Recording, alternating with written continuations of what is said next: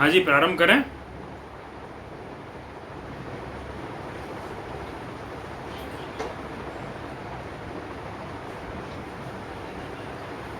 Hello.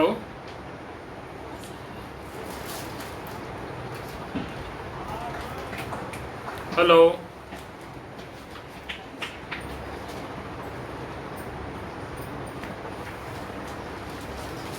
Meeting host.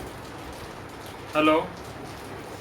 हाँ जी, हाँ प्रारंभ। हाँ जी, सभी वैष्णव का आज के सत्संग सत्र में स्वागत है। मंगलाचरण से प्रारंभ करेंगे। नमो भगवते तस्मै कृष्णाय अद्भुत कर्मणे रूपनाम विभेदेन जगत क्रीडति यो यतः मदनं कामरूपेण स्त्री भावाद भावितो हरिः मोहयन् मूलरूपेण अवतीर्ण सेव्यः एव सः यत्कृपालवमाश्रित्य तरन्ति भवसागरं पद्मावती मनोमोदं घनश्यामम् अहं भजे। अपने ग्रंथ का क्रम शेरडाई जी विरचित ग्रंथ स्वमार्गीय शरण समर्पण सेवादि निरूपण, और इसके अंतर्गत आप सभी जैसे कि जानते हैं कि पुष्टि मार्ग से संबंधित विविध विषयों का वर्णन शेरडाई चरण ने इसमें किया है। और भगवत कृपा से आज हम इस ग्रंथ का विराम करेंगे और इसमें जो विविध विषयों का वर्णन शेरडाई जी ने किया है उसके पुनरावर्तन के क्रम में सिद्धांत, पहला निरूपण जिस विषय का किया वो सिद्धांत, शरणागति, समर्पण, और तत्पश्चात गुरु, सेवा विधि, सेवा प्रकार, सेवा विचार, ये सारा प्रकार आता है। और तत्पश्चात जब पाठ का प्रकार, तत्पश्चात गृहस्थों के धर्म, और अभी जो विषय चल रहा है वो ब्रह्मचारी, वानप्रस्थ और सन्यासियों के धर्म, ये विषय अभी चल रहा है। तो जैसा कि आप सभी जानते हैं कि ये सिद्धांत शतक ग्रंथ है। वैष्णवों, अपन को एक पुनरावर्तन का क्रम भी लेना चाहिए इस ग्रंथ के विराम के पश्चात, इससे ये क्लियर हो जाए कि हमें कैसे अपने मार्ग को, अपनी साधना प्रणाली को, अपने मार्ग के सिद्धांतों को समझने की आवश्यकता है। हमारी विचार की दिशा क्या होनी चाहिए ये स्पष्ट हो जाएगा। तो पुनरावर्तन का क्रम तो हम बाद में लेंगे ही, लेकिन अभी जो 97वां श्लोक है, 97वां श्लोक, पिछली बार तक 96 श्लोक, 96 श्लोक पूर्ण हुए हैं भगवत कृपा से। अब 97वां श्लोक प्रारंभ कर रहे हैं, जिसमें शेरडाई चरण आज्ञा करते हैं, अतो न मार्गस्योत्कर्षो भक्ति मार्गस्य संभवे न बुद्धिमांस्तत्र यतेद अन्यथा तु स उत्तमः। अनुवाद, उपरोक्त कारण से उस पूजा मार्ग का उत्कर्ष सिद्ध नहीं होता। यदि भक्ति मार्ग का संभव हो, भक्ति मार्ग में रहना शक्य हो, तो बुद्धिमान पुरुष को पूजा मार्ग में यत्न नहीं करना चाहिए। यदि भक्ति मार्ग में रहना शक्य न हो तो पूजा मार्ग ही उत्तम है। अब यहाँ पर देखो, पहले जिन श्लोकों का निरूपण शेरडाई जी ने किया और उसमें जो बात शेरडाई जी समझाना चाहते हैं वो यही बात समझाना चाहते हैं कि हमें, आप सब ने सुना होगा कि पिछले कई श्लोकों से शेरडाई चरण ये समझाना चाह रहे हैं कि हमें सेवा की प्रतिकूलता पे हमें क्या करना चाहिए। तो तीर्थाटन का क्रम बताया शेरडाई जी ने, और तीर्थाटन के क्रम में हमें वैष्णव धामों में जाकर के निवास करना चाहिए, ऐसी आज्ञा करी है। अब ऐसी आज्ञा करी, अब हर व्यक्ति ये सोचेगा कि जब तीर्थाटन में, तीर्थ क्षेत्रों में जा कर के और सभी कुछ प्राप्त हो रहा है, देखो आजकल की परिस्थिति तो ऐसी ही है, तो हर कोई ये सोचेगा कि भाई तीर्थ क्षेत्रों में जा करके अगर सब कुछ हो जाता है तब फिर हम सेवा क्यों करें, घर में सेवा करने की क्या आवश्यकता हमको। अगर ये विचार आता है तो यहाँ पर श्री हृदय जी ने स्पष्ट किया है ये श्लोक में 97वें श्लोक में इसको स्पष्ट कर दिया है 97वें श्लोक में कि ये सभी जो कारण हैं उसका, ये सभी जो प्रकार हैं या ये सभी जो कारण हैं उसका मतलब ऐसा मत लेना कि पूजा मार्ग का उत्कर्ष हो रहा है। मतलब महाप्रभु जी ने जो मूल प्रकार गृह सेवा का बताया है वो और पूजा मार्ग जो है उसका फल एक ही है, तो क्यों ना ऐसा किया जाए कि भाई तीर्थाटनी किया जाए और कुछ न किया जाए। अगर ये विचार आ रहा है तो हमें अपने आप को यहाँ पर करेक्ट करने की ज़रूरत है, हमें अपने आप को यहाँ पर सुधारने की आवश्यकता है। पूजा मार्ग का उत्कर्ष सिद्ध करने के लिए ये आज्ञाएं नहीं करी हैं। ये आज्ञाएं करने के पीछे बहुत बड़ा कारण जो है वो मात्र और मात्र ये है कि भक्ति मार्ग को निभाने में अगर कोई समस्या हो रही है, अगर गृह सेवा का प्रकार हमसे नहीं निभ रहा है, उस परिस्थिति में हमारे स्वधर्म को निभाने के लिए, कम से कम हमारी वैष्णवता को निभाने के लिए हमें तीर्थाटन भी करना चाहिए। इससे ऐसा मत मानना कि पूजा मार्ग श्रेष्ठ हो गया या तीर्थाटन जो है, तीर्थ पर्यटन जो है वही श्रेष्ठ है, ऐसा नहीं है। यहाँ पे स्पष्ट आज्ञा करी है, अतो न मार्ग उत्कर्षो भक्ति मार्ग से संभव है। भक्ति मार्ग से उस मार्ग का, भक्ति मार्ग माने यहाँ पर देखो स्पष्टता की आवश्यकता है। भक्ति मार्ग माने जो महाप्रभु जी की आज्ञा है, जो सिद्धांत है उसके अनुसार चलना। और पूजा मार्ग का अर्थ यहाँ पे क्या लेना है कि भाई तीर्थाटन आदि का क्रम रखना और उस अनुसार चलना। तो ये परिस्थितियों को हमें समझने की आवश्यकता है कि हमें कभी भी ऐसा नहीं मानना है कि भक्ति मार्ग जो है वो यहाँ पर निभाना, तो देखो आजकल तो ऐसा हो गया है कि सबसे निभाना बहुत कठिन है। गृह सेवा किसी से होती नहीं है, किसी से बनती नहीं है, तो हम ऐसा ही सोचेंगे जब दोनों मार्ग का फल एक ही है तो फिर क्या तकलीफ है। दोनों मार्ग का फल जरूर एक होगा लेकिन प्रकार एक नहीं है। और वैकल्पिक व्यवस्था के तौर पे ये आज्ञा करी जा रही है। देखो वैकल्पिक व्यवस्था का ध्यान हमेशा रखना है। वैकल्पिक व्यवस्था का प्रकार है, तो यदि भक्ति मार्ग का संभव हो, भक्ति मार्ग में रहना शक्य हो, तो बुद्धिमान पुरुष पूजा मार्ग में यत्न नहीं करे। गृह सेवा संभव है, गृहस्थ धर्म संभव है, लेकिन हम तीर्थाटन का अगर विचार कर रहे हैं तो कहीं ना कहीं गलत हो रहा है। तो यदि भक्ति मार्ग में रहना शक्य न हो तो ही पूजा मार्ग उत्तम है। देखो यहाँ स्पष्ट कर दिया है। वैष्णवों ये बात हमेशा ध्यान में रखना, ग्रहे स्थित्वा स्वधर्मतः ये अपना मुख्य सिद्धांत है जो महाप्रभु जी आज्ञा करते हैं। हम हमारे स्वगृह में रह करके अगर हमें ऐसा लगता है कि स्वधर्म को निभाने का, स्वकर्तव्य को निभाने का अगर कोई एकमात्र स्थान बचा है तो वो सिर्फ मात्र और मात्र एक ही है, हमें तीर्थाटन करना चाहिए। देखो ब्रज में रहने पर कितने अच्छे तरीके से हम हमारा धर्म निभा सकेंगे। कईयों को ये भ्रांति होती है, ब्रजवास करना इसका अर्थ अपन ऐसा माने कि भाई हमें सहज सुलभ हो जाएगा हमारा धर्म निभाना, बहुत सरल हो जाएगा हमारे धर्म को निभाना। ये बहुत बड़ी गलत फहमी है हमारी। स्वधर्म का पालन सबसे पहले कहीं पे होना चाहिए और सबसे गंभीरतापूर्वक होना चाहिए तो अपना घर है। अगर हम हमारे घर में, अगर हम हमारे स्वजनों के बीच में अपने स्वधर्म का पालन कर्तव्यनिष्ठ होकर के नहीं कर पा रहे हैं, गंभीरतापूर्वक नहीं कर पा रहे हैं, तो इसका अर्थ कदापि ऐसा तो नहीं मानना कि हम कहीं और जाके निवास करेंगे तो वहाँ पे कर पाएंगे, ऐसा बिल्कुल भी नहीं।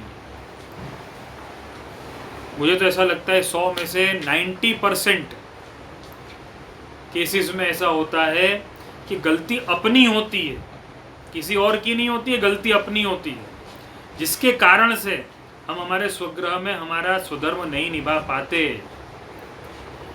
इस बात को हमेशा ध्यान रखना विष्णु। आज के समय में अपने घर में सब कुछ करने की छूट है, सब कुछ व्यवस्था मिल जाती है, क्यों भगवत सेवा के लिए व्यवस्था नहीं मिल पाती? उसका कारण कहीं ना कहीं हम हैं। हमारी सोच, हमारी अज्ञानता, हमारा दुर्व्यवहार, धर्म को लेकर के अस्पष्ट रवैया, अस्पष्ट विचार, ये सब कारण हैं कि जिससे हम हमारे स्वधर्म को निभाने में अक्षम हो जाते हैं, और स्वग्रह में खास कर।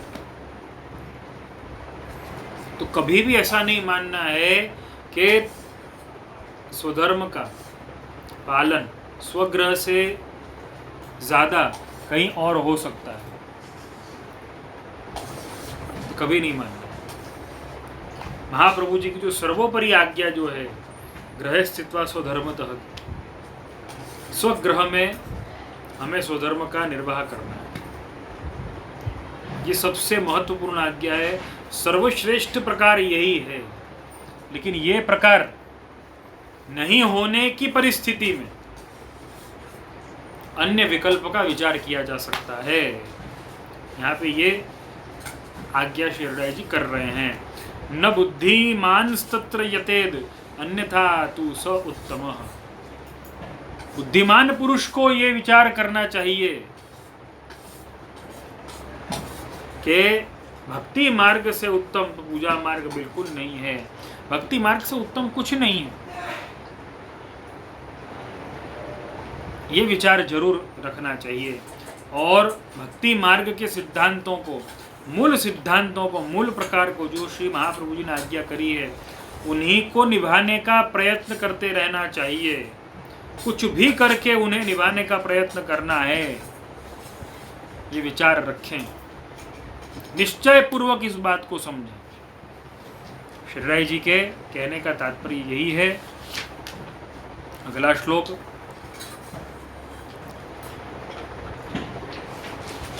98वां श्लोक 98वां श्लोक है।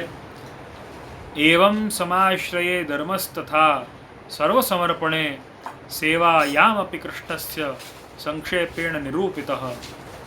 अनुवाद: इस प्रकार आश्रय सिद्ध होने के बाद के शरणागत के धर्म, ब्रह्म संबंध आत्मनिवेदन होने के पश्चात के धर्म और श्री कृष्ण सेवा में जो धर्म है, वे संक्षेप से इस ग्रंथ में निरूपित किए गए हैं।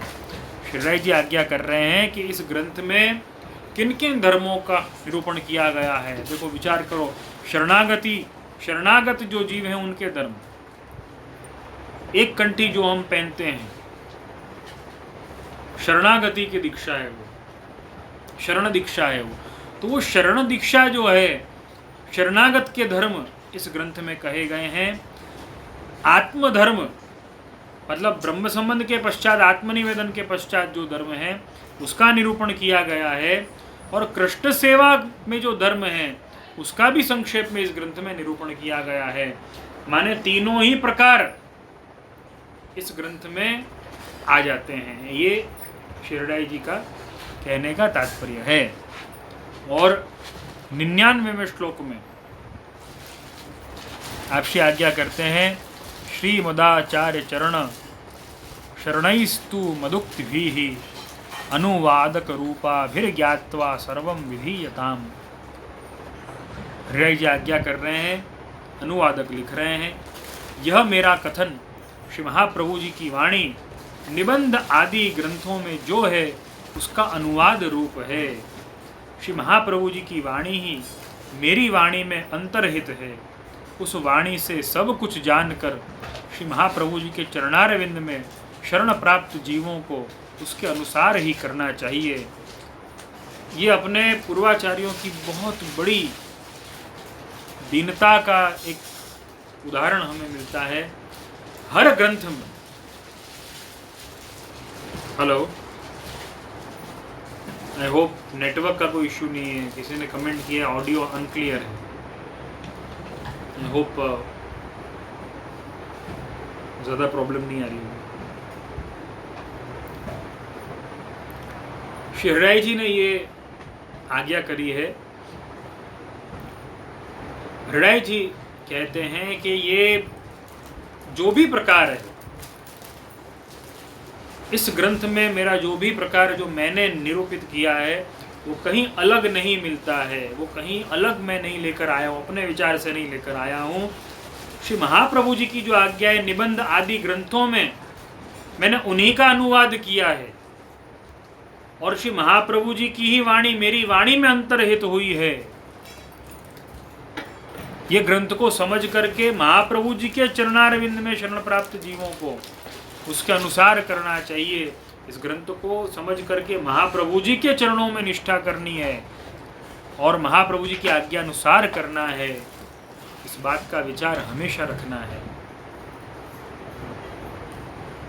वैष्णव में बार बार ये बात समझाता हूँ, पुष्टि मार्ग में सर्वोपरि जो है श्री महाप्रभु जी हैं। श्री महाप्रभु जी से आगे, श्री महाप्रभु जी से बड़ा कोई नहीं है। मैं अपने छोटे मुंह से अगर बड़ी बात नहीं कह रहा हूँ, अतिशयोक्ति नहीं कर रहा हूँ, तो आपको जरूर ये बात कहूँगा कि अपने पुष्टि मार्ग में महाप्रभु जी से बड़े अपने लिए ठाकुर जी भी नहीं है। महाप्रभु जी सबसे बड़े हैं। मेरे कहने का तात्पर्य समझना, मेरा ऐसा कहने का मतलब बिल्कुल नहीं कि ठाकुर जी की सेवा छोड़ के महाप्रभु जी की सेवा में लग जाओ, ऐसा कहने का मतलब नहीं। लेकिन महाप्रभु जी की आज्ञा से ज़्यादा ठाकुर जी अपने यहाँ पर आकर के कहें पुष्टि मार्गीय को कि मैं तेरा ठाकुर, तू मेरी सेवा कर, नहीं। पुष्टि मार्ग का ये मर्म है, ये हार्द है, और पुष्टि मार्गीय का ये परम कर्तव्य है कि वो श्री महाप्रभु जी की आज्ञा की राह देखे। महाप्रभु जी आज्ञा करें कि बेटा ये तेरे ठाकुर जी, वो उसके ठाकुर जी हैं। ठाकुर जी ने कहा वो तो शिरोधार्य। तो कुमनदास जी की वार्ता में जैसे कि आता है, श्री जी बाबा के साथ कुमनदास जी खेल रहे हैं, उत्थापन के शंखनाद का समय हुआ है, उत्थापन के शंखनाद हो गए हैं। कुमनदास जी तो चले मंदिर की तरफ। श्री जी बाबा ने रोका, रुक जा, क्या कर रहा है, मैं तो यहाँ हूँ, तू मंदिर की तरफ क्यों जा रहा है। कुमनदास जी ने यही कहा, प्रभु आप तो यहाँ हो, कल कहीं और होगे, उसके बाद कहीं और होगे, मैं कहाँ कहाँ ढूंढता फिरूंगा। लेकिन महाप्रभु जी की आज्ञा से, महाप्रभु जी की आड़ी से मुझे सेवा आपकी मिली है, तो आप महाप्रभु जी की आड़ी से जहाँ आप विराजमान हो, आप मंदिर में विराजमान हो, वहाँ तो मुझे मिलोगे ही। महाप्रभु जी की आड़ी पहले, वैष्णव हमेशा ध्यान में रखना। पुष्टि मार्ग में मैंने क्या कहा, तुमने क्या कहा, मैंने क्या सोचा, तुमने क्या सोचा, इसका कोई महत्व नहीं। श्री महाप्रभु जी ने क्या आज्ञा करी वो महत्व है। श्री महाप्रभु जी को क्या सम्मत है, श्री महाप्रभु जी को क्या अभिप्रेत है, वो महत्व की बात है। महाप्रभु जी की आज्ञा को समझना है, महाप्रभु जी की आज्ञा को जानना है, महाप्रभु जी की आज्ञा अनुसार ही चलना है। वैष्णव अपने लिए तो कई वैष्णवों को ये प्रश्न उठता है, अपने लिए ये बात खास समझने की। कई वैष्णवों को ये प्रश्न उठता है कि प्रभु ने मेरी सेवा अंगीकार करी कि नहीं करी। मैं तो कई साल से सेवा कर रहा हूँ, मेरी सेवा प्रभु ने अंगीकार करी कि नहीं करी। वैष्णव एक बात ध्यान में रखना, अगर सेवा करने के पश्चात जितना प्रेम, जितनी आसक्ति हमें श्री ठाकुर जी में है, उतनी आसक्ति अगर महाप्रभु जी के चरणों में हो रही है और महाप्रभु जी की आज्ञाओं में हो रही, खासकर ये बात ध्यान रखना, महाप्रभु जी की आज्ञा में हो रही है, तो इस बात को बहुत अच्छे तरीके से समझ लेना कि प्रभु ने हमारी सेवा अंगीकार करी। महाप्रभु जी के मार्ग में हमारी निष्ठा बढ़े, महाप्रभु जी के वचनों में हमारा प्रेम बढ़े, अगर ये हो रहा है तो निश्चित जानना कि प्रभु ने हमारी सेवा निश्चित तौर पे अंगीकार करी। कोई दो मत नहीं है, शंका को कोई स्थान नहीं है। हमारा हर स्टेप, आज आप वचनामृत सुन रहे हो, ये वचनामृत सुनने के बाद में महाप्रभु जी की आज्ञा में निष्ठा कितनी बड़ी, आप खुद एनालिसिस करिए, आप खुद विश्लेषण करिए, आप खुद विचार करिए। स्वमार्ग में, स्वधर्म में वैष्णव बहुत आसान सी बात मैं समझा रहा हूं आपसे। कई वैष्णव ऐसा प्रश्न भी करते हैं, किसी को दान दिया, कोई चैरिटी करी,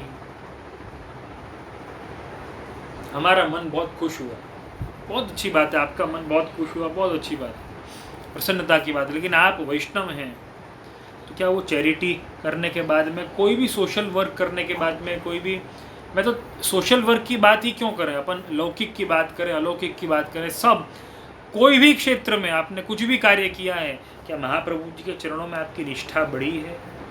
महाप्रभु जी की आज्ञाओं में आपका मन ज़्यादा हुआ है, आपकी रुचि बढ़ी है कि नहीं? महाप्रभु जी की आज्ञा अनुसार चलना, तो उसकी सार्थकता मन, नहीं तो उसकी सार्थकता मत मन। जीवन के हर स्टेप आप जो चाहो करो, नो प्रॉब्लम,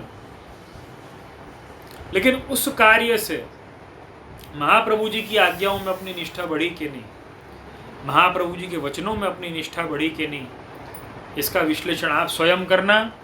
और अगर ऐसा लगता है कि नहीं, महाप्रभु जी के चरणों में मुझे महाप्रभु जी की आज्ञाओं को अपने जीवन में आत्मसात करने का मन हो रहा है, मुझे महाप्रभु जी की आज्ञा अनुसार जीवन जीने का मन हो रहा है, मुझे महाप्रभु जी की आज्ञा अनुसार विचार करने का मन हो रहा है, सेवा करने का मन हो रहा है, व्यवहार, लौकिक व्यवहार भी महाप्रभु जी की आज्ञा अनुसार करने का मन हो रहा है, तो समझना सेवा प्रभु ने अंगीकार कर ली। तो समझना जो भी सत्संग किया, जो भी सत्संग सुना, सब सार्थक हो गया। ये निश्चय करके मान ले। कोई भी स्टेप हो, महाप्रभु जी के चरणों में निष्ठा बढ़ाने वाला है या नहीं, उस एक मेजरमेंट पे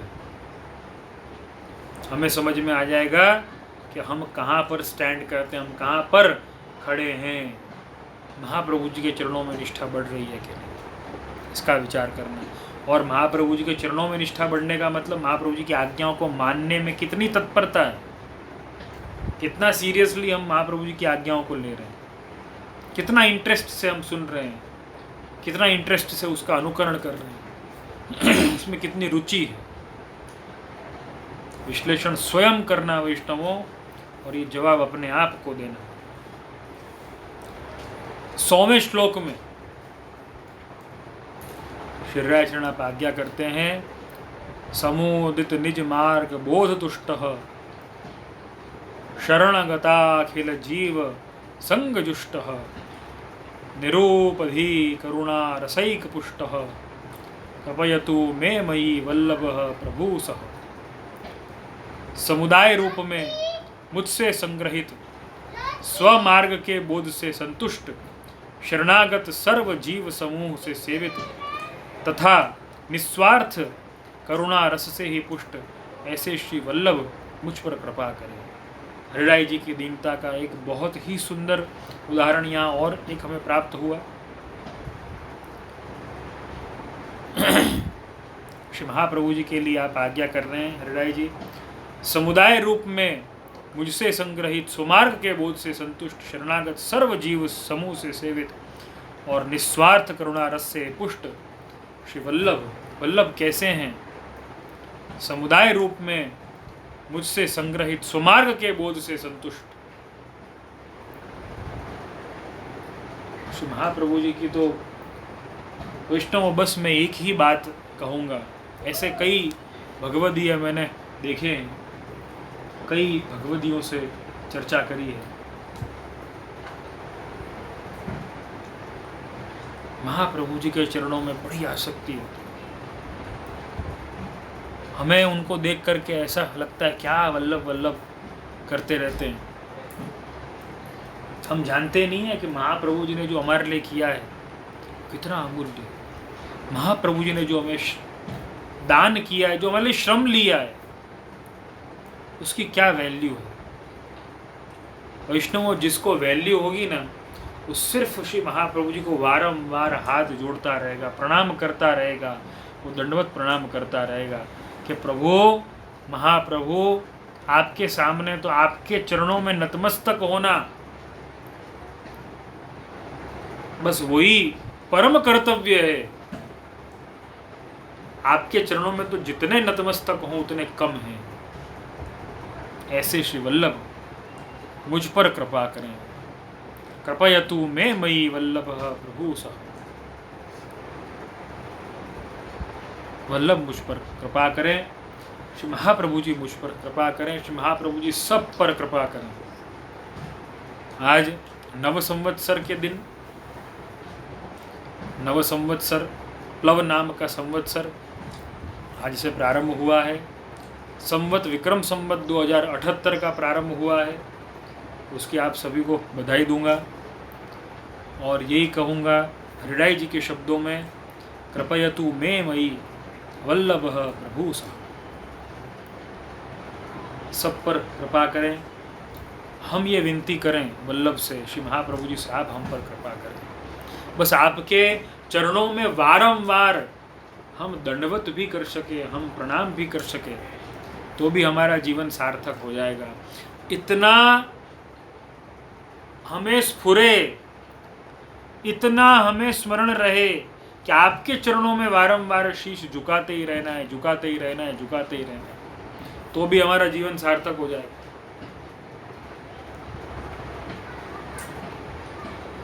इस ग्रंथ को आज भगवत कृपा से हम विराम दे रहे हैं और ये ग्रंथ के पुनरावर्तन के क्रम में, वैसे तो कायम पुनरावर्तन हरेक जो अपने सत्संग सत्र हुए हैं उनमें किया ही गया है, लेकिन आप देखो स्वमार्गीय शरण समर्पण सेवादि निरूपण ग्रंथ कितना अद्भुत ग्रंथ है। हमारी यात्रा कहाँ से शुरू होती है, शायद हम पूरा निबंध न पढ़ सकें, तत्वार्थ दीप निबंध न पढ़ सकें, लेकिन तत्वार्थ दीप निबंध का ये सार जो है स्वमार्गीय शरण समर्पण सेवादि निरूपण के रूप में, वो हम पढ़ सकते हैं, सहज सुलभ है और साथ ही जो भाषा शैली है वो भी बहुत सहज है, हमें समझ में आए ऐसी है। विष्णु हरिराय जी ने सिद्धांत से प्रारंभ किया इस ग्रंथ को और फिर तत्पश्चात शरणागति का क्रम यहाँ पे लिया। देखो हमें सिद्धांत पहले समझने चाहिए, किस मार्ग के सिद्धांत क्या है, उससे हमें उस मार्ग पर बढ़ने में बहुत आसानी रहती है। जैसे हमें रोड पर गाड़ी अगर निकालनी है तो लेफ़्ट किसको कहा जाता है और राइट किसको कहा जाता है और यू टर्न किसको कहा जाता है, यही मालूम नहीं होगा तो हम गाड़ी चलाएंगे कैसे? मालूम होगा तभी तो चला पाएंगे ना गाड़ी। तो सिद्धांत पहले समझिए। शरणागत होना है, इस मार्ग में शरणागत होना है। शरणागति के पश्चात हमें समर्पण करना है। हरिराय जी ने इसमें पूरा प्रकार, अपने मार्ग का पूरा प्रकार ले लिया है और समर्पण करने के पश्चात सेवा विधि श्री हरिराय चरण बताते हैं और सेवा विधि के पश्चात गुरु कैसे होने चाहिए, गुरु की शरणागत जरूर होना। विष्णु, मैं बार बार ये बातें कहता रहता हूँ, शायद हमने भक्ति बहुत अच्छी करी होगी, भक्ति का प्रकार, सेवा का प्रकार हमारे पे बहुत अच्छा होगा, लेकिन ज़्यादातर वैष्णव एक चीज़ में चूक जाते हैं, गुरु से मार्गदर्शन लेना। अगर हमें कभी पूछा जाए कि आपके गुरु कौन, शायद हमें नाम याद होगा, कईयों को तो नाम भी याद नहीं होता। हमारे दीक्षादाता गुरु कौन, कईयों को होता है, बहुत सारे ऐसे हैं विष्णु जी ने नाम भी याद नहीं कि हमारे दीक्षादाता गुरु कौन है, या उनको याद भी हो, पहला हवेली वाला ने पहला ऐसे ऐसे बोलते हैं, नाम बता नहीं पाते हैं।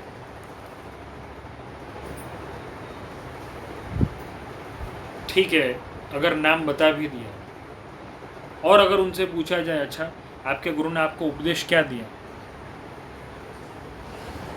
या ऐसा पूछा जाए आपने अपने गुरु से उपदेश क्या लिया, शिक्षा क्या ली, आज्ञा क्या प्राप्त करी, नहीं उन्होंने तो कुछ बोला ही नहीं, पता नहीं ब्रह्म संबंधी दिया। अरे आपने पूछा था, आपने समय लिया,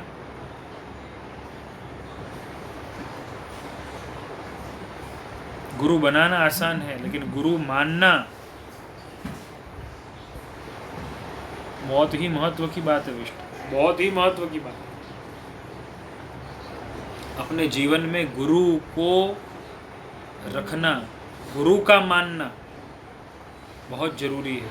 गुरु से उपदेश ग्रहण करिए विष्णुओं, सिर्फ गुरु की शरणागति ग्रहण करके बैठ जाना नहीं है, गुरु की शरणागति ग्रहण करके, गुरु के शरणागत हो करके उपदेश प्राप्त करना और तदनुसार चलने का प्रयत्न भी करना है, बहुत आवश्यक है वैष्णव। मुझे लगता है अगर हमने ये कर लिया, अगर हमने गुरु का चुनाव कर लिया, गुरु से उपदेश ग्रहण करना है ये मन में विचार कर लिया। ज़्यादातर हम गुरु के पास में जाते हैं, हम अपनी बात लेकर के ही जाते हैं, देखो हमें ये करना है, हमें ऐसे ऐसे करना है। अरे भाई हम कर सकते हैं कि नहीं कर सकते वो तो पूछो।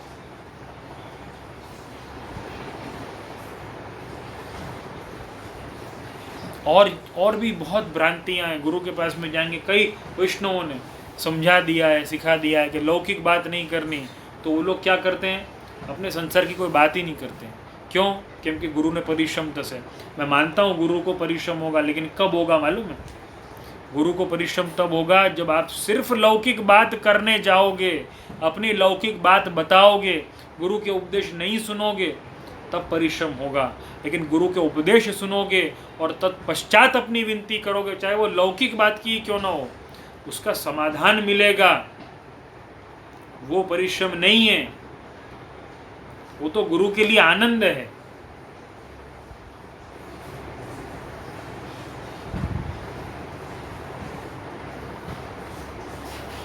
गुरु को अपना कर्तव्य करने दीजिए।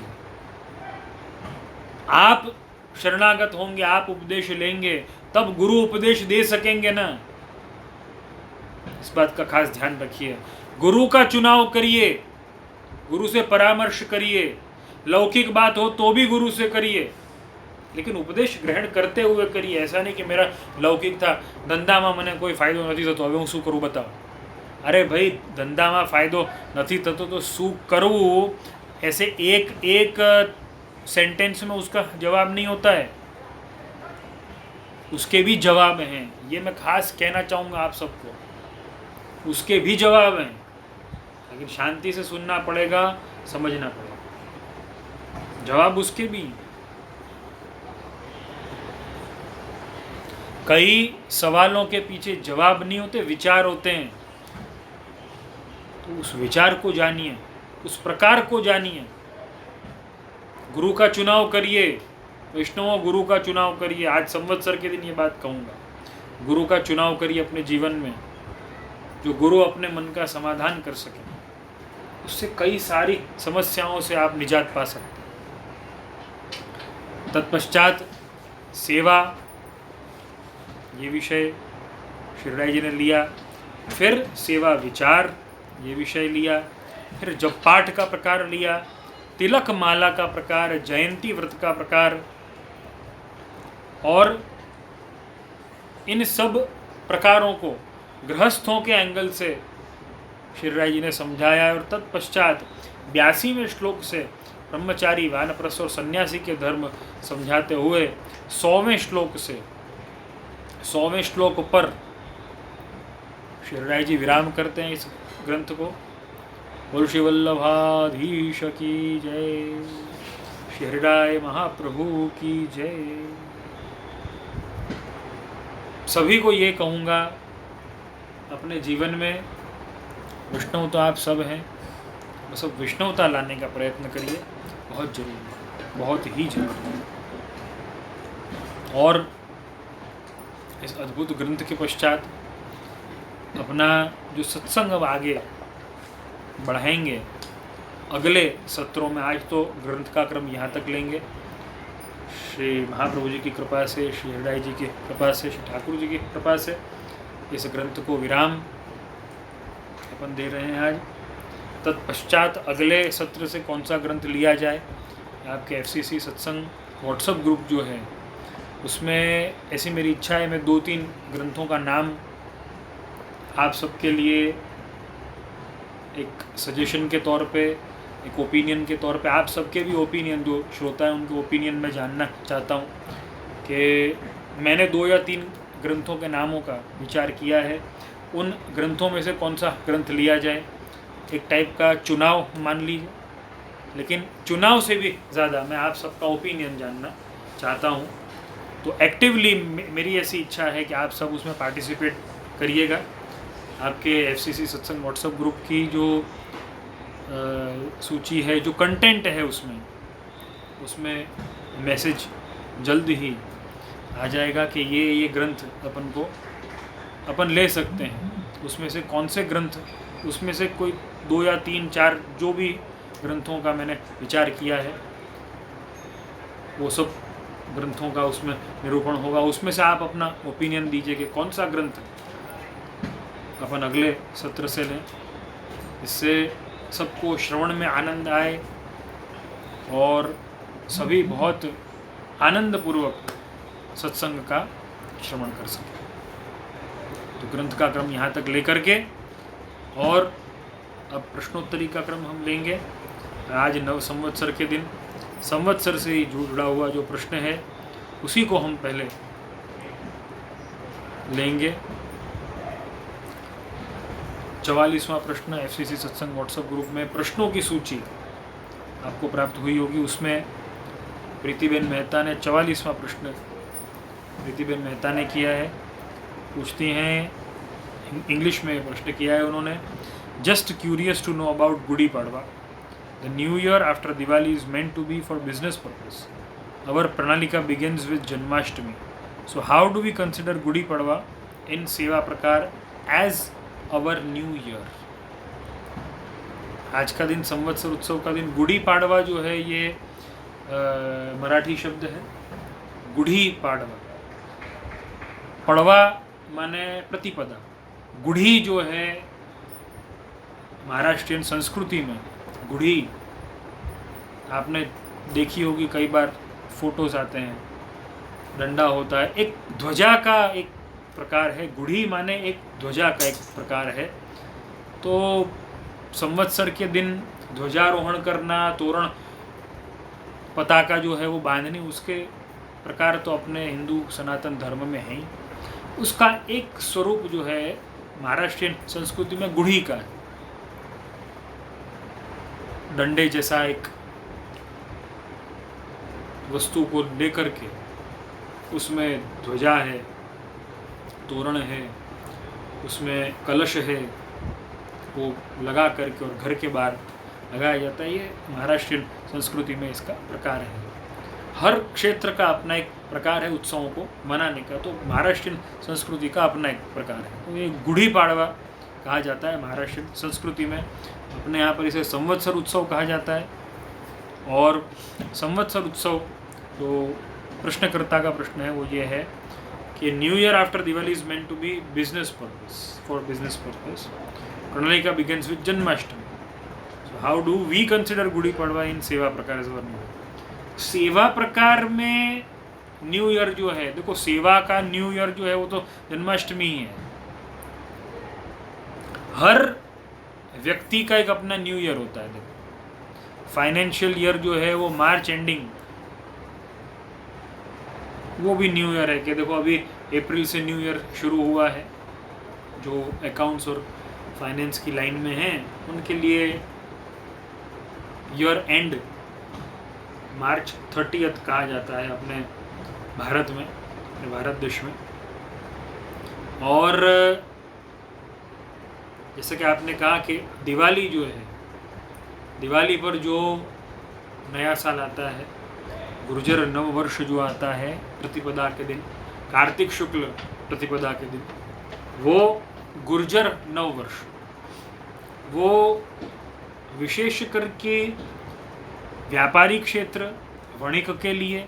देखो कई प्रकार ऐसे भी हैं कि कई वर्ण अनुसार नए साल आते हैं, तो वर्ण के अनुसार वणिकों के लिए, वणिक वर्ण के अनुसार नववर्ष जो है, एक उदाहरण के तौर पे, जैसे कि मैंने फाइनेंस की लाइन से रिलेटेड जो हों उनके लिए नव वर्ष आएगा मार्च एंडिंग के बाद, अप्रैल में नया साल हो जाएगा शुरू उनके लिए। ऐसे ही वर्ण से भी नए साल माने गए हैं। तो वर्ण से नए साल कौन से माने गए हैं? देखो ब्राह्मणों का 4 वर्णों की व्यवस्था अपने हिंदू सनातन धर्म में आप सभी जानते हैं। तो ब्राह्मणों के लिए जो नव वर्ष जो है वो उनकी श्रावणी जब होती है तब नव वर्ष माना जाता है। रक्षाबंधन उस दिन श्रावणी होती है। श्रावणी माने क्या है? श्रावणी माने उस दिन ब्राह्मण जो है वो अपने वर्ष भर का लेखा जोखा, माने हमने कितना धर्म किया, कितना हमसे गलती से अधर्म हो गया, उसका पूरा प्रायश्चित किया जाता है। वो अपन नहीं बोलते बैलेंस शीट टैली करना, जैसे मार्च एंडिंग आती है तो अपन को बैलेंस शीट टैली करनी पड़ती है। ऐसे ब्राह्मण जो है अपनी पूरी धर्मों की, अपने कर्मों की बैलेंस शीट जो है वो श्रावणी के दिन जो है वो टैली कर लेते हैं। उसके प्रायश्चित, उसके होम का जो प्रकार है, जनोई इत्यादि बदलने के जो क्रम है, वो श्रावणी में जो सारे क्रम होते हैं वो है, श्रावणी का वो क्रम है। तो वो लेखा जोखा जो है पूरा ब्राह्मणों का लेखा जोखा जो है वो रक्षाबंधन पे होता है। क्षत्रियों का पूरा लेखा जोखा जो है वो दशहरा पे होता है। तो उनका नववर्ष दशहरा भी माना गया है। वणिकों का जो नववर्ष जो है, वैश्य वर्ण, वणिकों का नववर्ष दिवाली माना गया है। दिवाली पर उनका लेखा जोखा होता है। शूद्रों का नववर्ष जो है वो होली माना गया है। लेकिन ओवरऑल अगर अपन देखने जाते हैं तो आज का दिन चैत्र शुक्ल प्रतिपदा जो है ओवरऑल हिंदू सनातन धर्मावलंबियों के लिए नया संवत्सर लेकर के आता है। इसका कारण क्या है? इसका कारण जो है वो हमें ब्रह्म पुराण में प्राप्त होता है। और ब्रह्म पुराण में ये उल्लेख मिलता है कि आज ही के दिन, चैत्र शुक्ल प्रतिपदा के दिन, प्रातः काल में निर्णय सिंधु में कई वचन मिलते हैं। मैं आपको पढ़ के यहाँ पर सुनाता हूँ। तत्र चैत्र शुक्ल प्रतिपदी वत्सरारंभ, यहाँ पे स्पष्ट आज्ञा मिलती है कि चैत्र शुक्ल प्रतिपदा से वत्सर आरंभ होता है। स्पष्ट है सबके लिए। स्टैंडर्ड अगर देखने जाएं तो सनातन धर्मावलंबियों के लिए स्टैंडर्ड नववर्ष जो है, नव संवत्सर जो है वो इस दिन से प्रारंभ होता है। फिर जो वर्णों की व्यवस्था के अनुसार या कर्मों की व्यवस्था के अनुसार जो नववर्ष सबके आते हैं वो सारे प्रकार अलग हैं। और ब्रह्म पुराण का ही वचन यहाँ पे उद्धृत किया गया है निर्णय सिंधु में।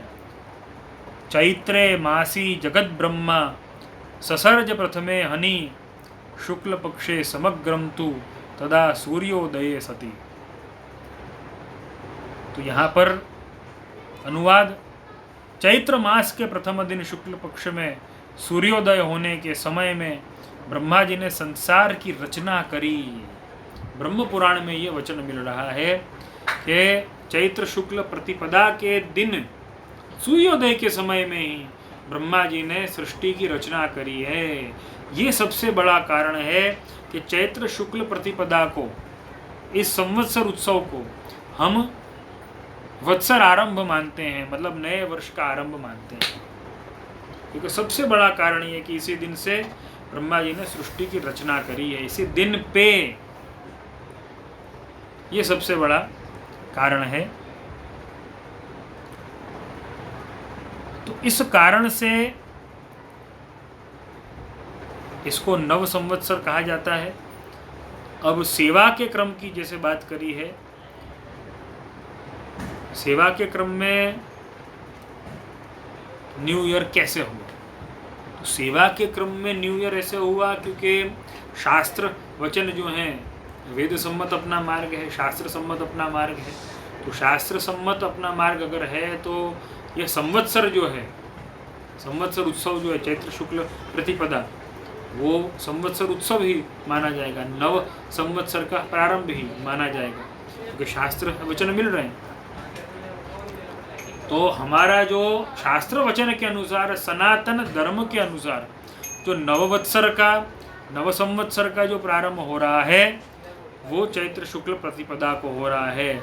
लेकिन सेवा चक्र में जो नव वर्ष का प्रारंभ हो रहा है, जैसा कि आपने प्रश्नकर्ता ने उल्लेख किया है कि जन्माष्टमी से प्रणालिका शुरू होती है, तो सेवा चक्र का जो वर्ष जो है जन्माष्टमी से ही शुरू होता है, कुमार चंडिंग की तरह। या मैंने रक्षाबंधन का एग्जाम्पल दिया उसकी तरह, दशहरा का एग्जाम्पल दिया उसकी तरह, दीपावली का एग्जाम्पल दिया उसकी तरह, और होली का एग्जाम्पल दिया उसकी तरह। ये सारे प्रकार हैं अपने यहाँ पर।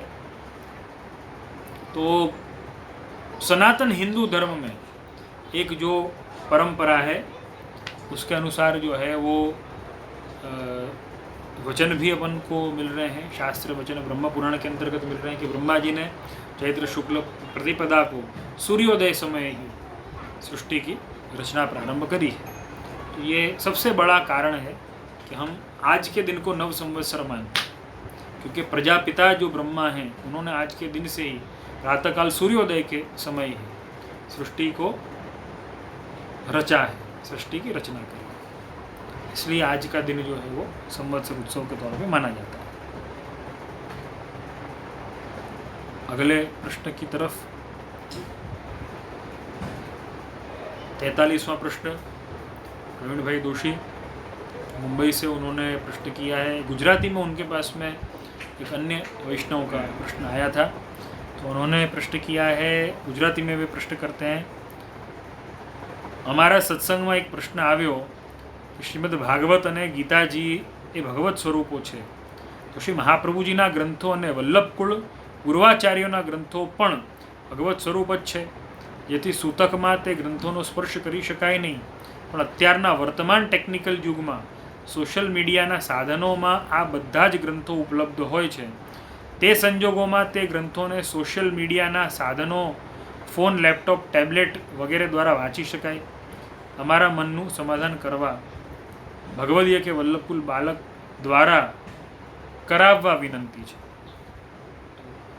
प्रवीण भाई के कोई मित्र हैं, उन्होंने उनसे प्रश्न किया है और प्रवीण भाई ने एफसीसी में इस प्रश्न को प्रस्तुत किया है।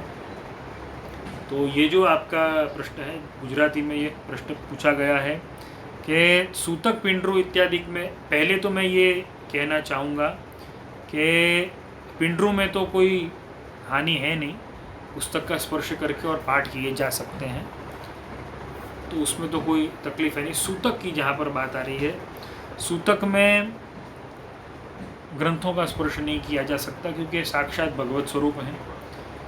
तो प्रश्न ये है कि आजकल के टेक्निकल युग में फ़ोन, लैपटॉप, टैबलेट पर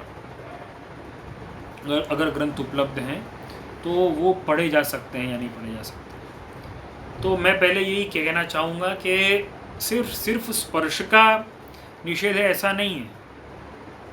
सूतक में भगवद नाम का उच्चारण का भी निषेध है, भगवद नाम के अनुसंधान की तो आज्ञा है। जैसे श्री महाप्रभु जी ने आज्ञा करी है, तस्मात् सर्वात्मना नित्यम श्री कृष्ण शरणम मम वदद्भिरेव सततम स्थेयमित्येव मे मति। ये जो आज्ञा करी उसके अनुसार हमें सदा सर्वदा अनुसंधान रखना है और हमें अष्टाक्षर का स्मरण करते ही रहना है, उच्चारण भी करना है, लेकिन सूतक में अनुसंधान रखना है, उच्चारण नहीं करना है। हमारे यहाँ पर पुष्टि मार्ग में समझो सूतक आया भी है, लैपटॉप पर या टैबलेट में या अपने फ़ोन में ही अगर हम ग्रंथों को देख रहे हैं, पढ़ रहे हैं, तो उच्चारण हो जाएगा, वो भी नहीं हो सकता। लेकिन हाँ, जो आपका प्रश्न है उसके लिए ये बात मैं कह सकता हूँ कि आप श्रवण कर सकते हैं टैबलेट पर या कोई बाँचें, अब सोशल मीडिया पर आप ग्रंथों का श्रवण कर सकते हैं, आप सुन सकते हो, उसमें कोई आपत्ति नहीं। उच्चारण नहीं हो रहा है, आप सुन सकते हैं, भगवत नाम सुन सकते हैं, श्रवण करने में कोई आपत्ति नहीं, खुद उच्चारण नहीं कर सकते। इस बात का ध्यान दें, क्योंकि सोशल मीडिया में भी या टैबलेट इत्यादि में भी आप अगर पढ़ेंगे तो उच्चारण तो हो जाएगा, तो वो जो निषेधाज्ञा जो है उसका उल्लंघन हो रहा है। तो इस बात का ध्यान रखें। आप ये जो मॉडर्न जो टेक्निकल साधन है उससे आप श्रवण करें तो उसमें कोई आपत्ति नहीं है। श्रवण का निषेध नहीं मिलता है, उच्चारण का मिलता है।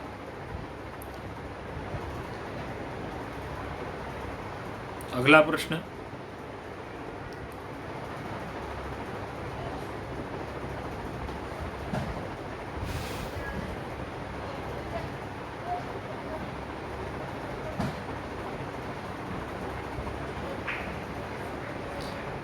तैंतीसवां प्रश्न आपके FCC सत्संग व्हाट्सएप ग्रुप की सूची में 33वें प्रश्न को प्रस्तुत किया है निरुपमाबेन मेहता चारकोप कांदीवली से।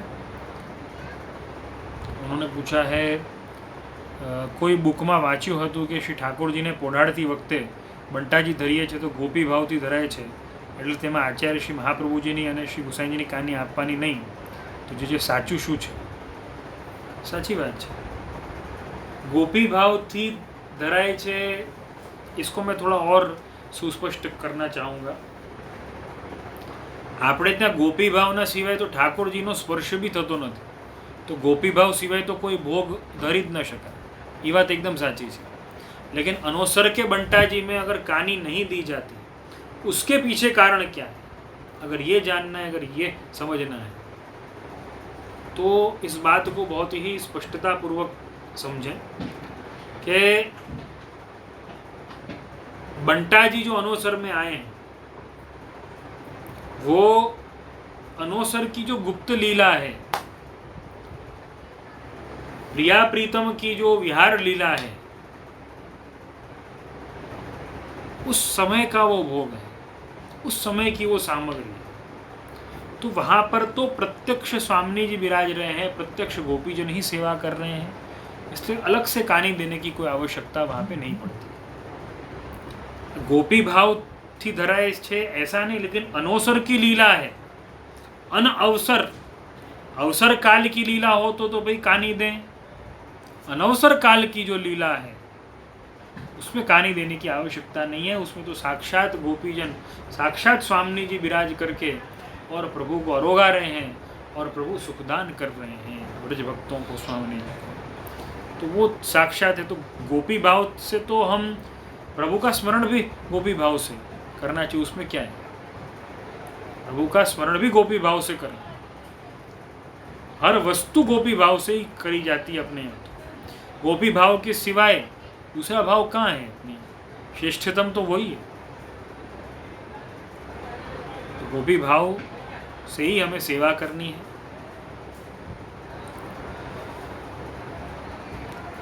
लेकिन अनवसर काल की लीला है, इसलिए बंटा जी में कानी नहीं दी जाती, क्योंकि साक्षात गोपीजन वहाँ पे अरोगा रहे हैं, साक्षात स्वामी जी वहाँ पे प्रभु को अरोगा रहे हैं।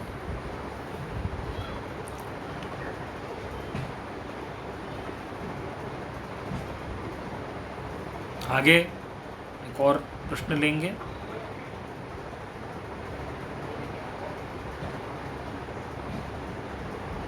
सत्ताईसवां प्रश्न ईशा शाह नडियाद से उन्होंने प्रश्न किया है।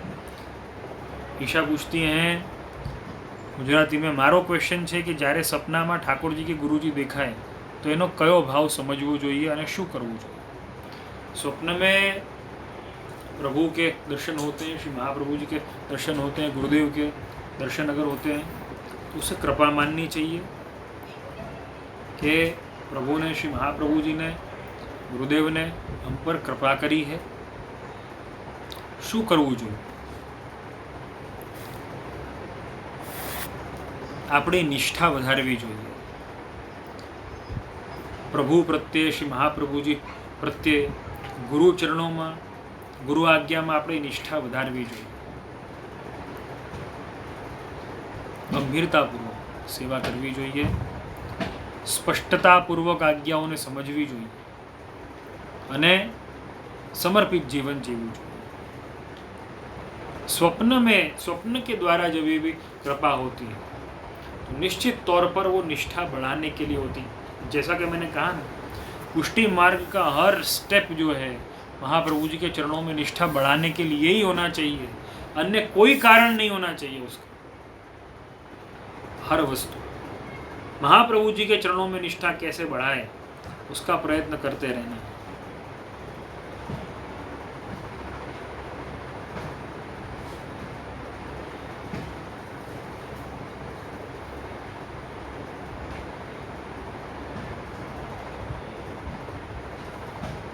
चौबीसवां प्रश्न हम लेंगे। प्रीतिबेन मेहता ने ये प्रश्न किया है, आपने बताया कि आरसी दिखाकर तुलसी दल पधराकर चरण स्पर्श करने, थोड़ी सी यहाँ क्लैरिफिकेशन करनी है। आरसी दिखाकर तुरंत राजभोग के जारी जी, फिर भोग की सामग्री साजना, फिर गद्य मंत्र का एंड देन तुलसी दल पधराना, फिर तो कहानी आ जाती है। I am sorry, I am little confuse. RC और तुलसी दल के बीच कब चरण स्पर्श होते हैं, आप कृपया थोड़ा विस्तार से बताएं। तो ऐसा है, प्रभु के श्रृंगार हो गए, प्रभु के श्रृंगार करने के पश्चात प्रभु को सिंहासन पर विराजमान किए, गादी जी पर विराजमान किए, तत्पश्चात आरसी दिखाई। आरसी दिखाने के पश्चात तुलसी दल हाथ में लिए, तुलसी दल हाथ में लेके गद्य मंत्र का उच्चारण किया, प्रभु के चरणारविंद में समर्पित किए, चरण स्पर्श किए। चरण स्पर्श करके, नेत्र में स्पर्श करके, मस्तक में स्पर्श करके, खुद के हृदय में स्पर्श करके हाथ खासा किए। हाथ खासा करने के पश्चात हमने झारी भरी। झारी भरने के पश्चात झारी पधराई जाती है। झारी पधराने के पश्चात भोग साजने, भोग साजने के पश्चात तुलसी पत्र भोग में पधराने, तत्पश्चात कानी देनी। और कानी दे करके या विनती करके, दंडवत करके और निज मंदिर के द्वार को मंगल करके और फिर हमें बाहर आ जाना है या टेरा ले लेना है। हम सहज भाषा में अगर समझना चाहें तो इस ढंग से हम समझ सकते हैं कि भाई टेरा लेकर के बाहर आ जाना है। तो ये क्रम से चलना ज़्यादा उचित है।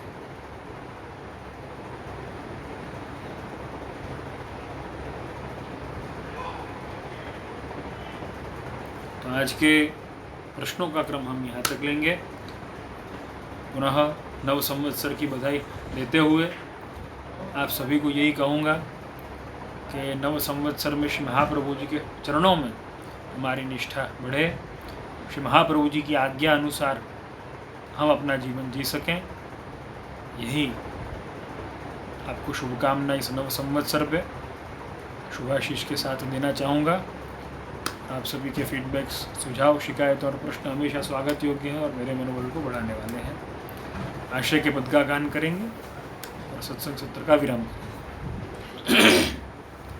दृढ़ चरणन केरो भरोसो, दृढ़ चरणन केरो, श्री वल्लभ नख चंद्र छटा बिन, सब जग माझ अंधेरो भरोसो।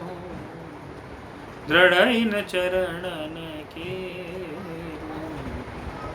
साधन और नहीं आकली में, जासु हो निवेरो। सूर कहाँ कहे द्विविध आंधरो, बिना मोल को चेरो भरोसो। दृढ़ चरणन केरो, दृढ़ चरणन केरो भरोसो। दृढ़ इन चरणन केरो। बोल श्री मदन मोहन लाल प्यारे की जय। श्याम सुंदर श्री यमुने महारानी की जय। श्री गिरिराज धरण की जय। श्री वल्लभाधीश की जय। श्री गोसाई जी परम दयाल की जय। श्री घनश्याम जी परम दयाल की जय। अपने अपने गुरुदेव की जय। सभी वैष्णव को शुभकामना शुभाशीष। सर्वे भवन्तु सुखिनः, सर्वे सन्तु निरामयाः।